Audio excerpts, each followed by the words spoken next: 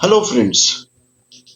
मेरा नाम M S Akhtar है और मेरा मिशन है कि मैं कम से कम 10 लाख सेफ्टी ऑफिसर्स को ट्रेनिंग दूं ताकि वो अपनी ज़िंदगी में कुछ कर सकें। जो new new aspiring safety officers हैं या फिर ऐसे लोग जो जो काम कर रहे हैं और उनको डे टू डे डिफिकल्टी हो रही है, उनको भी ट्रेन करें, उनको नॉलेज दें। क्योंकि एक बात समझ जाइए, सर्टिफिकेट कितना भी ले लीजिए, आपको नॉलेज नहीं है तो आप किसी काम के नहीं है। आपको नॉलेज होना बहुत ज़रूरी है। तो हम लोग स्टार्ट करते हैं बहुत बेसिक से, ताकि जो न्यू एकदम फ्रेश हैं वो जाने। आपको जैसा मालूम है कि सेकेंड वर्ल्ड वॉर के मैं ऐसे हम अपने बारे में आपको पिछले वीडियो में हमारे बारे में जानना है तो वो पिछले वीडियो में आप समझ सकते हैं कि मैं एक प्रोफेशनल ट्रेनर हूँ और नेबॉश का आईजीसी का मैं कोर्स प्रोवाइडर था और मैंने हजारों लोगों को ट्रेनिंग दी है। और आप ये बात जहन में अपने हमेशा रखिएगा कि जो आपको इंस्टीट्यूट जो सेफ्टी इंस्टीट्यूट सो कॉल्ड बना के रखे हैं, वहाँ कोई भी प्रोफेशनल्स नहीं पढ़ाता। वो यहाँ वहां से ले करके वो आपको चिपकाते रहते हैं। उनको मालूम है कि कैसे पास करना। कुछ भी ब्ला ब्ला बक दिया, साइट पर गए, साइट पर बिल्कुल ब्लैंक हो जाते हैं जितने भी सेफ्टी के लोग हैं। ये हम खुद फेस कर चुके हैं। यहाँ से हमने पूरी सर्टिफिकेट लिया 2 साल गंवाने के बाद, जब पहली दफे सऊदी में गए तो मालूम हुआ कि हम तो कुछ जानते ही नहीं, यहाँ तो बिल्कुल जीरो हैं। सर्टिफिकेट पर नौकरी तो मिल गई, लेकिन क्या हुआ? तो इसलिए हम वीडियो सीरीज ऑफ वीडियो बनाएंगे। और अगर आपको सीखना है तो हमारा इस चैनल को सब्सक्राइब करें, लाइक करें, ताकि हम रेगुलर वीडियो बनाते रहें। अगर लोग वीडियो देखेंगे नहीं तो हम भी बंद कर देंगे, हमको क्या पड़ेगा। ठीक है? तो आप लोग इसको इसको ठीक से रेगुलर देखें और सब्सक्राइब करें, लाइक करें, शेयर करें। तो अब ये समझे कि सेफ्टी हुआ क्या, कहाँ से ये आया कहाँ से। सेकेंड वर्ल्ड वॉर के बाद या फिर बहुत सारे चीजों में हुआ ये कि बहुत ज्यादा लोग मरने लगे, बहुत सारे लोगों को इंजरी होने लगी। तो उस वक्त ये कॉन्सेप्ट आया कि नहीं, इसको सही करना है। ठीक है? तो यहां से अब आप ये समझे कि ऑक्यूपेशनल हेल्थ एंड सेफ्टी का में हम लोग करते हैं क्या। जो वजह है, जो कारण है एक्सीडेंट का, उसको या तो हम रिमूव कर देते हैं या मिनिमाइज कर देते हैं। उसके चांसेस को हम कम करने की कोशिश करते हैं। और ऐसी कोई भी चीजें जो जिसका हेल्थ पे, वर्कर्स पे एडवर्स इफेक्ट, मतलब कि उल्टा, जिसके विपरीत अगर इफेक्ट होता है, उसको हम लोग कम करने की कोशिश करते हैं। यही ऑक्यूपेशनल हेल्थ एंड सेफ्टी का काम है। अब ये देखें कि हम लोग करते क्या है।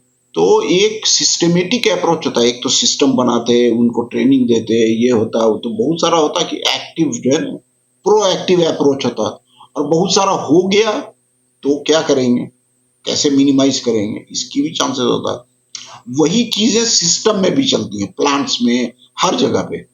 तो इसको इसको क्या पॉलिटिकल एंड सोशल प्रेशर की वजह से भी होता है। ये करना करना का ये मजबूर है पब्लिक, इसीलिए बता रहे हैं। अभी आपको आगे बताएंगे क्या होता है ये। अभी जैसे कि बहुत सारे चीजों में ये जो मल्टी डिसिप्लिनरी नेचर का चीज है ये ऑक्यूपेशनल हेल्थ एंड सेफ्टी। अभी जैसे कि किसी भी जगह, अभी ये अब केमिस्ट्री एंड फिजिक्स है, बायोलॉजी है, बायोलॉजिकल है, इंजीनियरिंग है, साइकोलॉजिकल है, सोशियोलॉजी है, लॉ है। इसको आप जो हेजार्ड्स एंड इफेक्ट आप जो हम लोग पढ़ाएंगे, रिस्क मैनेजमेंट, तो उसमें देखेंगे कि केमिकल एक क्लासिफिकेशन है, केमिकल हेजार्ड्स है, तो मैकेनिकल हेजार्ड्स है, बायोलॉजिकल हेजार्ड्स है, साइकोलॉजिकल हेजार्ड्स है, वगैरह वगैरह। ठीक है? तो अभी आप ये देखें कि कितना बहुत कॉम्प्लिकेटेड प्रॉब्लम, इतना आसान चीज नहीं है ये ऑक्यूपेशनल हेल्थ एंड सेफ्टी। अभी एक तो खींचातानी चलती है कि बोले अरे इतना प्रॉब्लम नहीं है। कॉम्प्लेक्सिटी बहुत बहुत कॉम्प्लेक्स प्रॉब्लम है। कॉज एंड इफेक्ट्स का ये रिलेशनशिप है। अरे ऐसा करेंगे तो ऐसा होगा, ऐसा करेंगे तो ऐसा होगा, और ऐसा नहीं करते हैं तो क्या होगा। करो, जो होगा देखा जाएगा। Work process and activities, extent of the problem यही है मेन। अभी जैसे कि प्रॉफिट एंड डिमांड क्या है। अगर मान लीजिए कि कोई एम्प्लॉयर को ये अगर कोई अगर बोलने वाला नहीं हो तो क्या मरने दो, हमको क्या प्रॉब्लम। जो आप अपने चारों तरफ देखते ही होंगे, या किसी भी कंस्ट्रक्शन साइट पर कोई भी सुपरवाइजर और ये अगर जो अच्छा कल्चर नहीं है सेफ्टी कल्चर, तो वो गलत काम करने पर ही ज्यादा विश्वास करता है। बिहेवियरल इश्यूज जो है एम्प्लॉयर्स का, वर्कर्स का, अब दो ग्रुप है उनके बीच में, जाहिर वो एम्प्लॉयर का अलग ये है, एम है। वर्कर्स जो है आता है बेचारा काम करके जाना चाहता है। तो हर आदमी का कैरेक्टर डिफरेंट है। अब जब बाहर जाइएगा तो आप डिफरेंट तरह के स्टेट्स तो वहां भी चलता है, लेकिन जबान अलग अलग होती है। कोई आदमी थाईलैंड का है, कोई आदमी फिलीपीन का है, कोई आदमी मिस्र का है, कोई आदमी कहीं का है। तो हर आदमी को के जो नीड्स को अचीव करना, यही बहुत बड़ा चैलेंज हो जाता है। तो हम लोग अब ये कुछ टर्मिनोलॉजी को समझ रहे हैं, क्या क्या टर्म यूज होता है। जैसे कि हम अगर हेल्थ की बात करते हैं तो स्टेट ऑफ वेलबींग, ये जितना डेफिनेशन को याद रखिएगा ताकि आपको आगे इंटरव्यू में भी पूछेगा कि what is, if we are talking about occupational health and safety, what does it mean of health. तो state of wellbeing means physical condition of both body and mind, यानी साइकोलॉजिकल हैजार्ड की बात हुई, और अगर एडवर्स इफेक्ट बायोलॉजिकल हैजार्ड्स की बात हुई, ठीक है ना। Protection from harm from of the injury और डिजीज, कोई आदमी को अगर वेल्डिंग कर रहा है या बहुत सारी जीआरबी पाइप होती है, ये होती है, उसको अगर आप अच्छा खासा आदमी को अगर प्रोटेक्शन नहीं दीजिएगा तो उसको टीबी हो जाएगा। हम देख चुके हैं हमारे सदफ प्लांट के अंदर। तो सेफ्टी का जब बात होता है तो absence of danger of physical harm, ठीक है। तो मतलब ये कि उसको कोई नुकसान ना पहुंचे। Conditions at the work place, risk of harm eliminated और reduce to an acceptable level, यानी कि हम जो जो पहले बात किया कि रिस्क लेवल हम लोग रिड्यूस करते हैं। वेलफेयर की जब बात होती है तो क्या वेलफेयर फैसिलिटीज है, खाने का व्यवस्था है कि नहीं, शेड है कि नहीं, टॉयलेट्स, ये सब सब लॉज के अंदर है पूरी वेलफेयर फैसिलिटी, क्या करना है।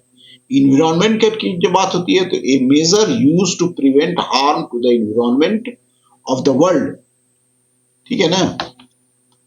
तो बहुत बड़ा प्रॉब्लम है ये, आप देख ही रहे हैं स्टैटिस्टिक्स। हमको थोड़ा जल्दी जल्दी जाना होगा। हम अभी दिखा रहे हैं कि रीजन फॉर मैनेज, क्यों मैनेज करना जरूरी है। ये यूएन के चार्टर में लिखा हुआ है कि right of life is the most fundamental right of every human being living in this earth. और उसके बाद आईएलओ रिपोर्ट देता है कि 2.2 million people deprived of this fundament, यानी जो ऑक्यूपेशनल प्रॉब्लम के वजह से 2.2 मिलियन लोग मारे गए, 270 million occupational accidents and 160 million occupational disease हर साल होता है। समझ रहे हैं कितना बड़ा प्रॉब्लम है। बड़े बड़े वार में इतना नहीं लोग मरते जितने ये ऑक्यूपेशनल, यानी कारखाने में कंस्ट्रक्शन साइट्स में मारे जाते हैं। इसमें ज्यादा कंस्ट्रक्शन ही साइट्स के लोग होते हैं मरने वाले और डिजीज होने वाले। डिजीज तो खैर प्लांट में ज्यादा होता है, लेकिन ये कंस्ट्रक्शन साइट पर जो फैटेलिटी बहुत होती है। तो इन सब चीजों के वजह से सोशल एंड लीगल रिक्वायरमेंट्स आया, जिस पूरे जो अब आपको बताएंगे कि आईएलओ इंटरनेशनल लेबर ऑर्गेनाइजेशन जो है वो कुछ बनाती है, रूल्स एंड रेगुलेशन बनाती है, कॉन्वेंशंस जिसको बोलते हैं, उसको जो कंट्री रेटिफाई कर दी है उसको आपको ये करना है, आपके अपने यहाँ लॉ लाना है। तो इस तरह से सोशल एंड लीगल रिक्वायरमेंट्स आ जाता है कंपनीज के लिए, जिसको जो पूरे लीगल सिस्टम को क्रिमिनल एंड सिविल लॉज में डिवाइड किया गया है।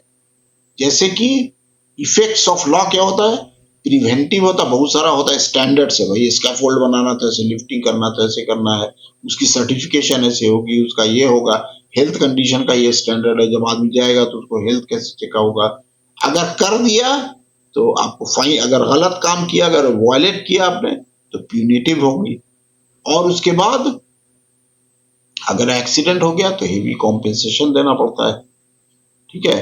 तो इकोनॉमिक जो रिक्वायरमेंट क्यों है इसको मैनेज करने की, ऑक्यूपेशनल हेल्थ एंड सेफ्टी को, क्योंकि आईएलओ स्टडी ने जो says that 8.5% of the tender price, यानी एक कंस्ट्रक्शन साइट पे अगर कोई आदमी, मान लीजिए कि किसी का कंपनी ने लिया, तो उसको अगर मैनेज नहीं करे ठीक से, अगर एक्सीडेंट्स होता रहे और बर्बादी होती रहे, तो 8.5% of the tender price lost due to accidents.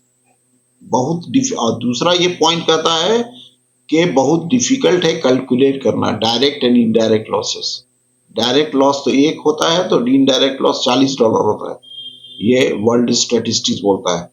बहुत सारी कंपनियां जो हैं वो बंद हो गई इसी वजह से, occupational health and safety management system नहीं होने के वजह से।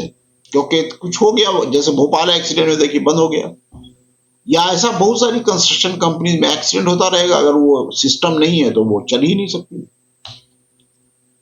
तो पूरे सोसाइटी का ये एक्सपेक्टेशन होता है किसी भी जगह, किसी कारखाने में या किसी कंस्ट्रक्शन कंपनी में, कि जहां हम काम कर रहे हैं वो सेफ प्लेस हो, उसके इक्विपमेंट सेफ हो, सर्टिफाइड हो, अप्लायंसेस सही हो, सेफ सिस्टम ऑफ वर्क हो, जो कॉम्पिटेंट जो कोई जो काम कर रहा है उसको ट्रेनिंग दी जाए, सुपरविजन बराबर से हो,